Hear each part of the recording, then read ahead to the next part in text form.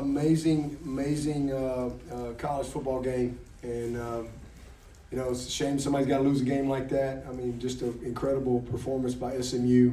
I told them at halftime, I said, guys, these guys, this game's a long way from being over, and they showed who they were and how they fought back.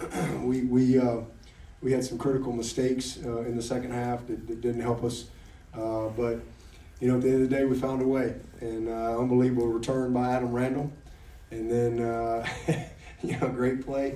We didn't finish last week on the little drive, and great play by Antonio, and then an unbelievable kick by Hoosier. But just proud of our team, happy for our fans, and congratulations to SMU, and just as I said on the field, just thankful that good Lord just blessed us with a moment like that. It's pretty special when you experience. Something what we just experienced on the field and in the locker room. It's amazing and special. So thankful, and look forward to going to our 7th playoff. So it's our 8th championship in 10 years, and our 7th CFP, and the highest graduation rate in the country to go along with it.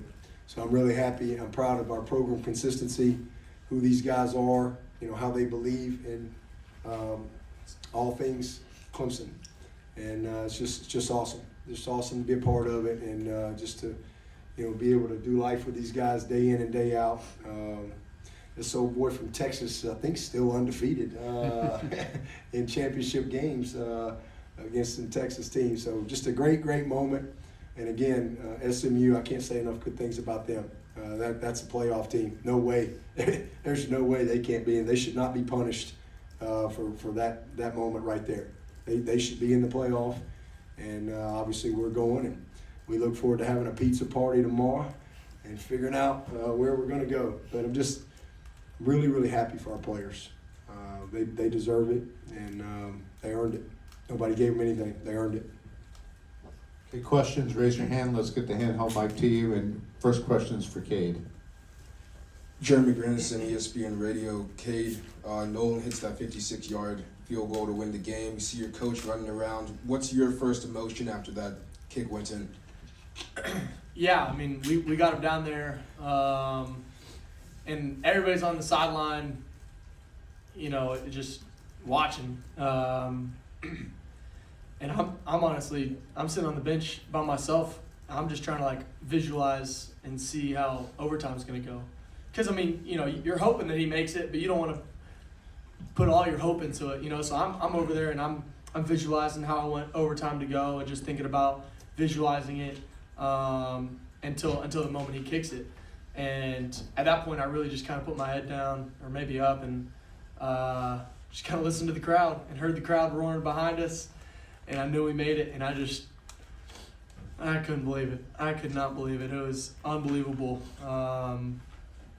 It was unbelievable. Front row. Coach Dabo, Swinney, Doug Pierce. Question for Cade. Oh. Yeah, just for Cade. Next question for Cade. Cade, you talk about this the last 8 days. Really, it didn't look like you were gonna. I'm sorry, Steve Reeder from the Associated Press. Didn't look like you guys were gonna even get here, and then to get here, win it the way you get it, and win it the way you did, and then possibly get a first round bye as well. What's this roller coaster of 8 days been? Man, I think that I'll start with this. Part of the reason that I came to Clemson, the main reason I came to Clemson was because I love Coach Swinney. Most of that reason is because of his walk and his faith, and that's something that I lean on a lot. Is my walk and my walk with Jesus. And through these times and through the hard times, I get to lean on Jesus because he's consistent, and he's the person that I put all my faith and trust in. And, I sat in my car for close to an hour in the parking lot last week after the game. Truthfully, just pretty much crying because, you work all year for something. Literally, you wake up every single morning and you chase something, and to be that close. And in the moment, you're thinking something we chasing just got taken away from us. And then I finally decided to go home, and I didn't really want to see anybody. I get to my house, and my roommates are watching the game, and I go up in my room. And there's like 4 minutes left. Miami's about to go down a drive, and I get to my room, and I'm like, all right, I'll turn on the game. And I turn on the game, and there's 2 minutes left, and Syracuse wins. And I literally sprint downstairs, and I tackle Ronan Hannafin, my roommate, and I'm just screaming of joy. And I'm like, just when you think that God is closing the door, he's opening one up. And, you know, we just had to trust in him, and I just trusted in Jesus that he was going to make a way through it all. And that's something the coach has been preaching to us, and that's something that I truly believe is, you know, God's going to go and do things that we don't quite understand, but in the end, he's always going to get the glory, and it's always going to be for a purpose. So I really had to just lean on my foundation. And then that's what I just kind of carried throughout the week. You know, it was definitely a weird Sunday and Monday because you're grieving from Saturday loss, but you got to transition it and go be excited because I kind of said out there, it's like, you know, you're playing outside with some of your friends and your mom tells you you got to come inside, and she decides, actually, I'll give you 5 more minutes. We got 5 more minutes to go play some football, and that was tonight, and it was really exciting.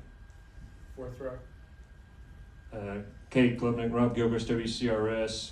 Just big scores at big moments. The big pass to West Coast started off on that rollout.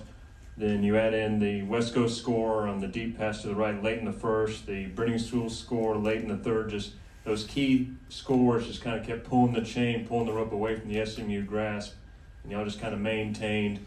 It looked like it was going to be a shade of last week with these kind of like 3-and-out and long drives, inning in punts, but y'all just found a way to win. Just describe the momentum and just the mindset as the drives just went on throughout the night. Yeah, I mean, we get up wherever we were up in the fourth quarter. As an offense, we got to just keep doing what we're doing. We got to just go finish the game and put it away, truly put it away, and make it unreachable. Because that's what our job is. You know, we've been playing really well all night and playing just really efficiently and doing our job. All 11 guys doing our job, and we just, you know, we got to go finish. We got to go just put the game away, go win the championship, and. You know, when it came down to the last drive, we went and did it, and it was definitely an exciting one. Third row. Hey, Cade, Chris Vidal from Hermiston Radio in Baltimore. The first 2 series, you scored a quick touchdown. Have you ever had that in your game before? Like after first 2 and you get up 14-0. Have you ever had that start before? Oh yeah, we've had it a couple times this year. You know, App State we had that, NC State we had that.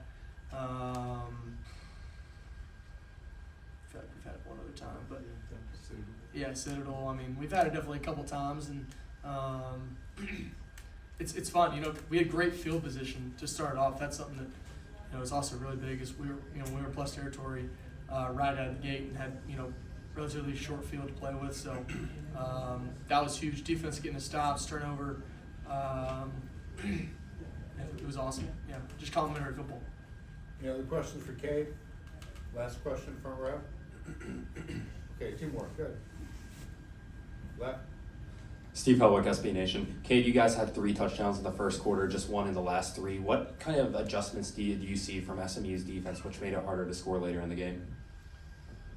I'll probably have a better answer after I really go back and watch it, because you're just kind of in the moment sometimes, and you're just kind of playing throughout the game. But, you know, I mean, that's a really good football team. I mean, don't take that away from them. They're the number 8 team in the country, and, you know, they're 11-1 coming in this game. You know, they're not just gonna.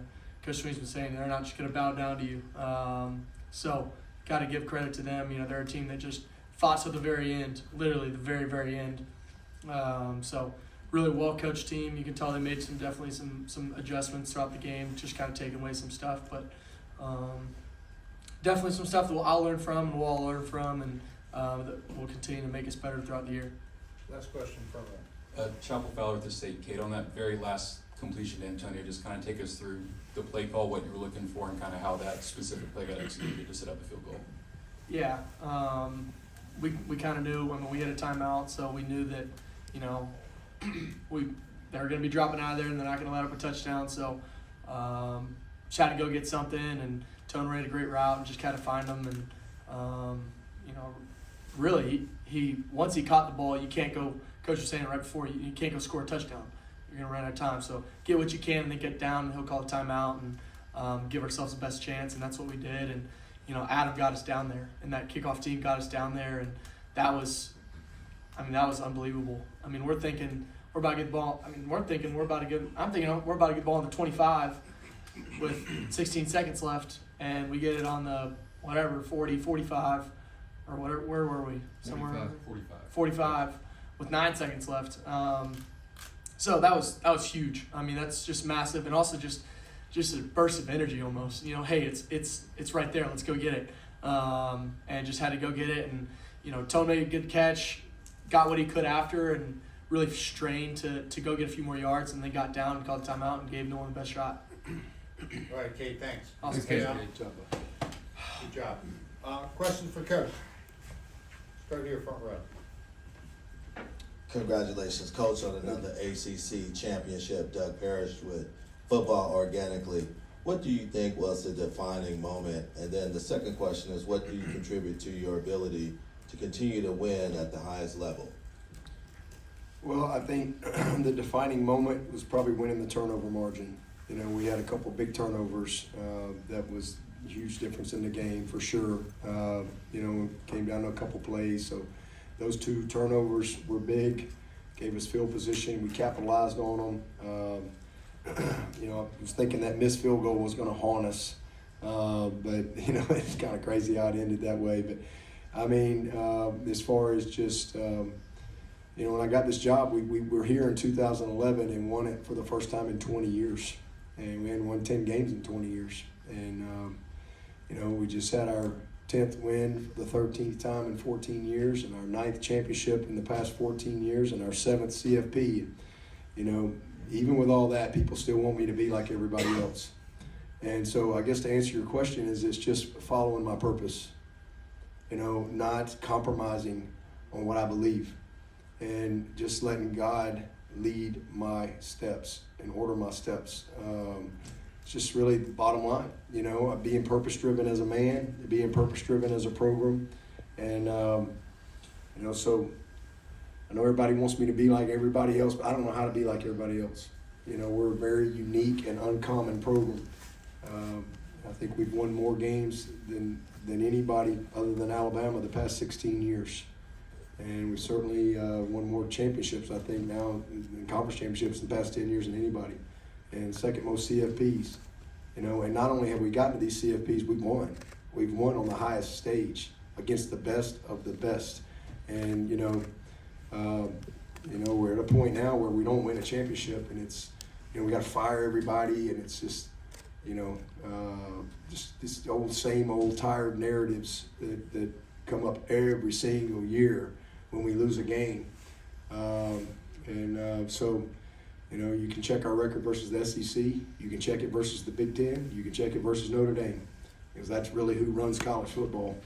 So I'm just really proud of our guys, and that's the only thing I can tell you is, again, being purpose-driven, and it's just God's plan. I mean, it's certainly not me. It's a bunch of great young men that come to Clemson, and they buy in to who we are and what we do. It's not just winning; it's how you win. It's 2 years in a row we got the highest graduation rate in America. It's a program that we try to serve their heart and not their talent. And I'm just, we had this is our 14th year in a row with a postseason win. Nobody ever has done anything like that in college football. But all we hear is how bad we are and how terrible we are and how stupid I am and how, whatever. And it's just, we just keep winning. We just keep winning. And we're not perfect. I'm far from perfect. But we have great players who believe in who we are and what we do, and we have great coaches. And we're family. And so that's the best answer I can give you. It's a blessing to be a part of it. I don't take that for granted. I told the team coming in, like, there's so many great coaches that never get a chance to coach in a game like this, prepare for a game like this, win a game like this, and there's very few players that get a chance to experience it. I played in the first championship game in '92, and played on a national championship team, and I've had an amazing career coaching and being a part of these things. But the credit goes to the good Lord and to a bunch of great young men that have just bought in and to our purpose, and just staying focused on that purpose. Thank you. Front row. Coach Trevor Grove, CUTigers.com. It's also your 10th win, I think, 13th out of 14 years. I hate what happened to Jay Haynes, but it's crazy to think that Adam Randall doesn't have that opportunity. If that didn't happen, I mean, Adam didn't have a catch tonight, but made one of the biggest plays of the night. How great a moment is that for Adam? Oh man, it was unbelievable, and and again who he is. I mean, tough situation, and that Wesco, had kind of gotten the majority of those reps, and Adam's still showing up and preparing to be the guy every single day. He's one of the best leaders on this team, and we were supposed to fair catch that ball. Unfortunately, that Jay came out. That was supposed to be a fair catch. And then we tried to fair catch the other one, and that was the Keystone cops out there. It was a mess, and so we got back-to-back like self-inflicted field position issues, and it really hurt us. Just disappointed with that. But at the end of the game, there, we were going to fair catch it, and I said, no, let's return this thing. I said, hey, anything can happen. Let's try to return it and bring it out, and let's just see if we can pop one. And we did, and so that was amazing. I think Keith Adams had a great block. I can't wait to watch that on tape. But, I mean, just an incredible run by Adam, and I'm really happy for him. I mean, just to set us up, and then you sit there and you go, okay, I think it was 9 seconds. We got a couple timeouts. Let's think about this thing, and then you're just trying to coach everybody up here on the situation. We've got a couple. We practice that. We practice that in fall camp every single year. It's usually 10 seconds. That was 9. We usually practice 10 seconds with a timeout, 10 seconds no timeout, and that exact situation. We script that and practice it, and we actually have a play that we want to run, but it's usually when you're a little closer already in field goal range. So we couldn't really run that play, but we anticipated them being soft coverage. So we just basically ran what we call packer, a little curl type of concept, and it was a great quick throw. Antonio, hey, get it. It's 9 seconds. We got plenty of time, but you can't go score. All right, that's not going to happen. So don't think you're wide open and you're going to go score here. Get what you can. Let's get down. Let's get the timeout called. So, and then it was okay. Let's kick it. And Garrett was looking at me like, I think we're going to do a Hail Mary, and I said, no, we're going to kick it. And Coach Luke goes, you think he's got that kind of leg? And I went, we're about to find out. What a kick. I think it's the longest game-winning kick in Clemson history. So I've been a part of some big ones. Obviously, the Catanzaro kick against LSU with 2 seconds on the clock. And then this kick right here, I mean, I've been a part of some big ones, but that was huge. The protection, the snap, the hold, everything. And when he hit it, I went, oh man. I mean, we were talking about overtime. We're trying to get our overtime plan ready to go, what we were going to do there. But as soon as he hit it and it cleared the line, I went, this thing's got a chance. It just goes through. And I'm just so happy for Nolan. Right here, Charlotte kid, freshman. And those are the type of things those are the type of wins that really propel you. I think, over my career, I think about, so many moments like that. I mean, beating Notre Dame on a 2-point conversion, went and stopping them. Beating Lamar Jackson on the goal line one time. Beating them on a 4th down play. Punching a ball out at Texas A&M. 4th and 6 against Syracuse. I mean, I think about so many moments like that. And, obviously winning a national championship with 1 second on the clock. Those are the type of moments that when your kids experience that, man, it just propels you to bigger and greater things. And you hate games like that. They age you. But when you win them, And we had a heartbreaker. I mean, we've experienced, I mean, you can't have two different emotions in 2 weeks from what we've experienced. But, the resiliency, the resolve, the lessons that you learn from all that is pretty special. It was an awesome moment. Second row. Will Beck is CBS Sports. You said that SMU is a college football playoff team. What have you seen from SMU this year, and what did you see from them tonight that has led you to believe that? Well coached. They're very tough, hard to run the ball on. Probably the biggest defensive line. We would probably say them. The guys are huge. Really, really big up front. Explosive on offense. And, that quarterback and that back. I mean, we saw that back at Miami last year. He went 80 on us. That's a very dynamic group and outstanding receivers. They've got some explosive playmakers that just challenge you in all phases. I mean, horizontally and vertically, and what they can do. And then they got two rockets in the backfield. So they just put a lot of stress on you. They can score quick, as y'all saw. But we were fortunate to turn them over. That was the key, and we stopped them a few times. We got enough stops in the plus territory, especially in that first half. That was huge for us. So I'm just really proud of our team for that. But that's a good football team. That's a really, really good football team. And again, they got one loss to BYU, who's a really good team, and that was before they made the quarterback change. That's that kid's first loss, and it came on I don't even know, what was it, 56, 8? What was it? 56-yard kick with no time on the clock. That's a team that's come from behind. They've won every kind of way, and that's what playoff teams do. So no way should they be punished. They were every bit of the 8th team in the country tonight, every bit of it.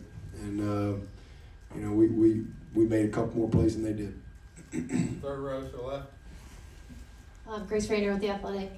Cade touched on it a little bit, but can you just walk us through the emotional swing of these last 7 days, and now that y'all are playoff bound, just how you feel like you stack up? Yeah, I mean, amazing. Just, again, obviously very disappointing last week, a game that you lead the entire game to 1 minute and 8 seconds. And then you go right down the field and you're in position to win it, or at least send it to overtime.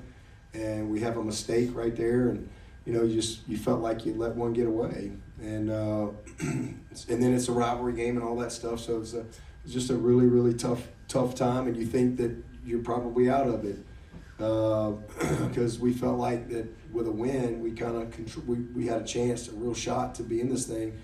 And then 3 hours later or whatever, I mean, I walked into the press conference last week. It was 21-0 Miami. And then I quit. Well, I didn't even watch it. I didn't even turn it back on until it was 35-28. I couldn't believe it. And so you go from that emotion, then all of a sudden that game is over, and all the players are texting me. You could just feel the energy through the messaging on my phone of like how excited they were. Like, we got this opportunity, and then, so it was a fun week of preparation, first of all, to practice in this past week when nobody else is. I mean, it was a lot of fun to prepare for this team and for this game. And then you could just feel it, like, it's just different when you're playing on this stage. And I always tell them, that's what we're built for. When you play on this stage, we showed up here yesterday, you could just feel it. And I knew we were going to play our tails off, but I also knew we were going to have to probably win the turnover margin and just get enough stops because they are a really, really, they're I don't know, what are they, the third or fourth scoring offense in the country? They're top 4. There you go. I mean, the guys are good. And we really, I think if we could have gotten out of our own way in the second half, I can answer the question, whoever answered it. We quit doing the routine stuff well. We had the 2 really poor decisions on the kick return. Those were both supposed to be fair catches. And then we dropped a wide open ball. We missed a touchdown call. We just all of a sudden went in this little funk where we're not doing the routine stuff. It's just the basic stuff. But we kind of worked our way out of it. And then that affected our defense. And next thing you know, they're putting a few plays together, and then all of a sudden you feel kind of the anxiety of the moment. But you got to give them a lot of credit. But it's been unbelievable. And again, Grace, to be in our seventh playoff, I mean, I think Georgia's been in 3, and I think they're the best team in the country. I don't even know who won that game. Georgia. Yeah, I mean, I think they're the best team in the country until somebody proves otherwise, honestly. But I mean, it's just hard. I mean, I think Alabama, Coach Saban, I think they went to 9, and so this is our 7th one. And again, we've got the second most playoff wins. So what it means is you got a chance, and you get in the tournament, anything can happen. We're a dangerous team. We've not played our best football yet, but yet we're in the playoff. I think that's frustrating, but it's also exciting because we are capable. And I just wish I could get us to put this thing all together for 4 quarters, because if we do, we'll have a real shot. Third row. Yeah, hi Coach Adam Limmery, Herbert FM Sports Radio. Congrats on the ACC championship win. What does it mean for you to win another ACC championship, at Clemson? Yeah, I just am humbled by it. I don't ever take it for granted. I mean, I vividly remember being here in 2011. I think Virginia Tech was like number 3 in the country coming into that game, and Andre Ellington and Taj Boyd and Sammy Watkins and DeAndre Hopkins and Andre Branch and all those guys. That was such a fun time, and it was special to be a part of it. And again, we hadn't won a championship in 20 years. But so I'm just incredibly blessed and thankful. And again, I know not everybody gets the opportunity, and it never gets old. But I probably have more appreciation now than I ever have, just because there's 17 teams in your league, and it's just hard. So just really thankful that we earned our way here, and we found a way to make one more play tonight to win the championship and to be ACC champions. I'm happy for our fans, but I'm really happy for the staff and for those players. It's been a lot of work since January, and to get in this environment and be able to find a way to do it, it's not easy. So I'm just thankful to the good Lord for giving me the opportunity. Coach, the last question, back of the room, the cameras. Oh, I get to be last. Beth Hool, Fox Carolina Sports out of Greenville. Coach, Tim Beret told us that you just passed Frank Howard for the most championships with 9. You've talked about how much this means for you, but you also talked a lot this week about those players, and every class has won a championship. Yeah. For 2 classes now to be able to join those ranks, just you talk about being happy for them, but that's a stat, that's a number that's real important to you. Yeah, so I talked about being purpose-driven a little bit earlier. So when I got the job 16 years ago, my first staff meeting, I walked in and I said, this is what we're about. We're going to graduate our players. We're going to equip them as men. We're going to have some fun. I want them to have a good experience, and then I want them all to win a championship. And so this is walking in, and this is, again, we hadn't won 10 games in 20 years. We hadn't won a championship in 20 years. And, now, okay, so 16 years later, if you're purpose-driven, shouldn't the results reflect the purpose? And so 16 years later, we have a 98% graduation rate. We have the highest graduation rate in America. And I'm really proud of that. And that's because we've kept the main thing. Equipping them as men. There's nobody in college football that has a player development program like Paul Journey. Nobody. It's unbelievable what these kids, how they're equipped as men through our Paul Journey program. It's a curriculum. What they do as freshmen and sophomores and juniors and seniors. They have a great experience. I got 20-something former players on this staff that have been there, done that, gone on, done life, can't wait to come back. We had 13 former players come and spend 5 weeks in Clemson training this summer. I'm talking about Christian Wilkins, Dexter Lawrence, Cleveland Furrow, all these guys coming back to Clemson. We're second or third, whatever, in retention, meaning fewest players leaving. That means they're having a great experience. But winning a championship is also a part of that purpose. And I just believe if you do a great job with those 3 things, that the winning will happen. That's what I've always believed. The problem is a lot of people compromise and they put winning first. and they compromise what's best for the long-term health of the organization or the team for maybe what's best in the moment. And I've always just stayed focused on the purpose. I've always stayed focused on what's best for the long term, whether it be for our program or for this young person's heart. What's best when he's 30, when he thinks differently, will he come and hug my neck or he turn the other way? When he's going to have a whole different perspective than what he does as an 18, 19, 20-year-old. And so, and so my first class was in February of 2009. We signed 12 guys. And so as of tonight, because the class of 23, Peter Woods and TJ Parker, since we didn't win last year, they were on the clock. You know, we haven't gone back-to-back years not being in this game since 13 or 14. We've been in this game every year or every other year for a long time. And so now that class of 23, they got a championship. And then the class the freshmen this year, Ashton Hampton, that crew, they got their championship, Sammy Brown. So that's what Sammy told me. He said, I'm 1 for 1 in the locker room. So I'm just, I'm happy for them. But again, that's our purpose. So 16 years of work, if you're truly purpose-driven, the results should reflect that. It shouldn't just be something that hangs on the wall or something that you talk about. So there you go. We don't just talk it, we live it. And that's what we recruit to every single day. And I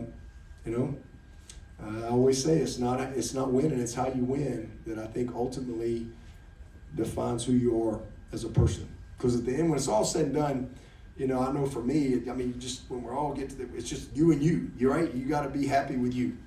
And I'm just thankful that God brought me to Clemson 22 years ago, and I'm thankful that this has been His journey for me, His plan for me. And it's just a blessing, and it's all good, even the bad. It's all good. Even such a painful, just horrible situation when this is what you do for a living and this is what these kids do that we felt in that locker room last week. It's all good. It's all good. It's all good. And hopefully we can be a good example to a lot of people out there, and hopefully create hope for everybody that, a lot of times people want you to compromise. They want you to be like everybody else, but God doesn't create you to be like everybody else. He creates you to be you. We're one of one. And, there's 6 billion people, and there are however many, 7 billion, I don't know how many billion, but, we're one of one. And, so it's fun to be a part of it. It never gets old, but I'm really happy for all those guys, all the way back, every single one, from the Dandy Dozen to this year's freshmen. They've all won a championship. And that's, but we've done it, again, by fulfilling the purpose and that we've set out to do. Okay, thank you, Coach. Thanks, Okay, Coach. thank you. Congrats.